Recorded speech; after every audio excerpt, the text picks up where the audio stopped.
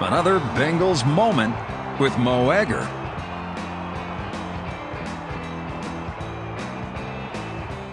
All right, welcome into another Bengals moment on 700WLW.com and ESPN1530.com. My name is Mo Egger. The Bengals are coming off their 27-17 season-opening win in Cleveland yesterday, a win that saw the Bengals do many things extremely well, but most important, you know what the Bengals did yesterday? They played unlike the Bengals, which was refreshing. Now, let's slow down a little bit. You don't have to take yesterday's win and readjust your preseason forecast. I still think this is a team that's going to lose many more games than they win, but you can't help but be encouraged by what we saw yesterday. Namely, this guy, Cedric Benson, unbelievable yesterday. 25 carries, 121 yards, but more than just the numbers, it was the way he set the tone for the offense early, and I kind of think he helped Andy Dalton relax. Then there was the 39-yard touchdown run that wrapped up the ball game. Now, I don't understand why the team got away from Cedric to the extent that they did. I get giving Bernard Scott some carries, and I understand you can't give the ball to Cedric 40 times a game, but still,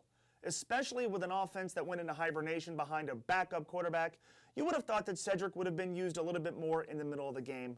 However, I'm nitpicking. Cedric was awesome yesterday. He looked great, and the Bengals won. Number two, Andy Dalton. Now, obviously there's questions about the wrist, but Andy looked comfortable. He looked the part. He has a ways to go. And there are going to be times this year where I talk to you and tell you how bad he was yesterday. But in his first NFL game on the road, the dude looked comfortable. Looked like he knew what he was doing. He looked the part of a veteran NFL quarterback.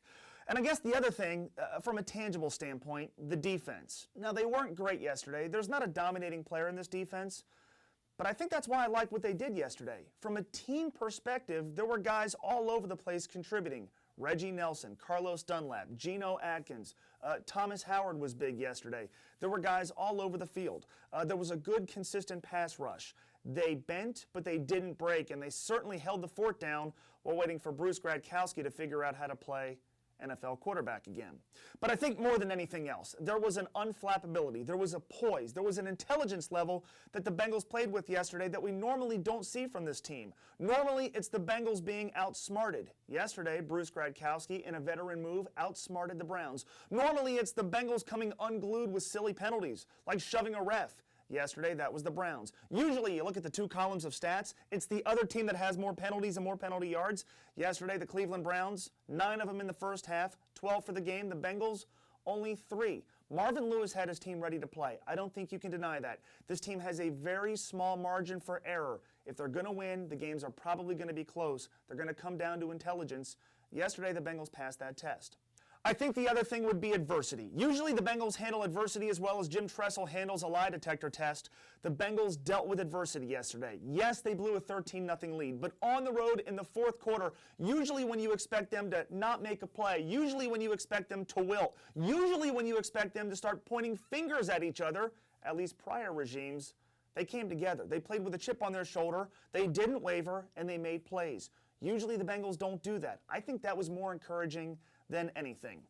Now, it's far more fun to talk about things that didn't go well when the team won, but we've got to. Number one would be that offensive nap that they took in basically quarters 2, 3, and most of number 4, and most of that attributed to the play of the backup quarterback. Now, Gradkowski made a veteran play on the 41-yard touchdown pass to A.J. Green, which completely caught Cleveland off guard. But if you watch Gradkowski's 12 throws, most of them didn't inspire much confidence. I hope to God that Bruce Gradkowski isn't playing all that much.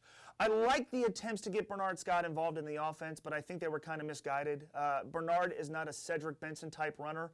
I think if they're going to utilize Bernard Scott, which I think they have to, the plays have to be called a little bit better. Other than that, I really don't have anything. And it's rare that on a Monday after a Bengals game, even some wins, I don't have much to gripe about. Marvin Lewis had his guys ready to play, and most important, today, the Bengals are in first place, and they've even got a better record than the Pittsburgh Steelers. Consider this, Bengals fan, sort of giddy today.